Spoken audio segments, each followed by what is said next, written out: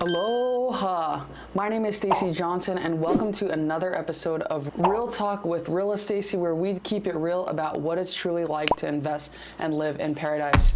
In today's video, we are going to be analyzing a single family home using my most favorite software that I use to analyze properties. That way you can figure out how to calculate your max allowable offer on a property that you want to flip and get paid. Let's get right into it.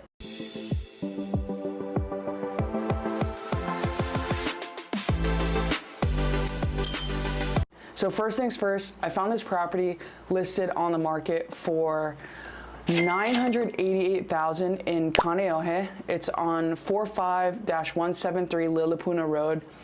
And it's a 10-bedroom, 4-bath house, 4,000 square feet, been listed for 134 days. And you can see here that it is a complete teardown. Needs a lot of work here. Did some research on the property and they were trying to get permits for it, but it doesn't look like they were able to complete it. But they don't have much photos of the inside. It seems pretty uninhabitable.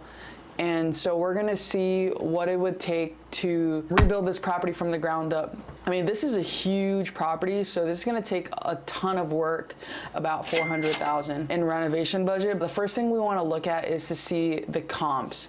So I'm gonna go on PropStream, and what I did was I searched Lilipuna Road, 45173 in PropStream. I love using PropStream because it easily shows all the data that you need for a property, and it can easily show you what the comps are without having MLS access. So if you're not an agent and you're just an investor looking to get started, they have nationwide data that you can use to analyze properties. They even have data on the fact that this person has no mortgage, and you can get an inside look into what's going on with this property. But let's just see what we would have to offer for this property. So first things first, you want to look at the last 6 months. So we entered here from January to July. You only want to look at the properties listed on the MLS. And because this property is so big, you're barely going to find properties of this size.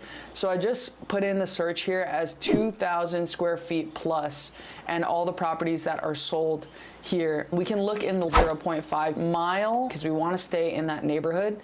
And you can see the properties that are listed here. So I've already opened these up in a new tab. You can see that this property here is probably going to be our most comparable comp because it's also 4,000 square feet plus, 9-bedroom, 4-bath on an 8,000 square foot lot. So our property is a 10,000 square foot lot and 4,000 square feet. So I would say that this one is pretty similar to what we're going to get on this property, because if you open it up in a new tab, 45-1136 Marketplace, it looks like it's a newly built property. And I actually know this builder. She only builds brand new buildings that are super nice. So we can kind of tell that this is going to be just about what we're going to sell it for.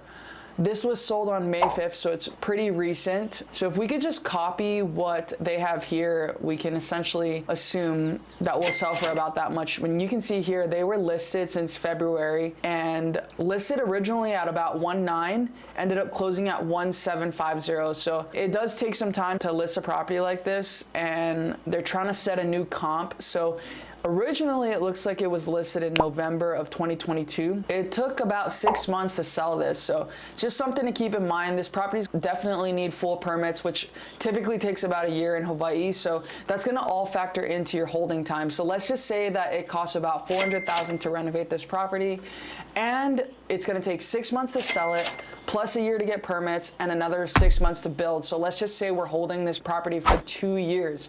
That's gonna factor a big deal into our holding costs. So let's take this to our wealthy investor calculator here. We think that we can probably sell this for 1.750. Minimum profit on this, since it's such a long hold, I mean, ideally we wanna make $250,000, about $125,000 per year. Rehab costs, we're looking at $400,000.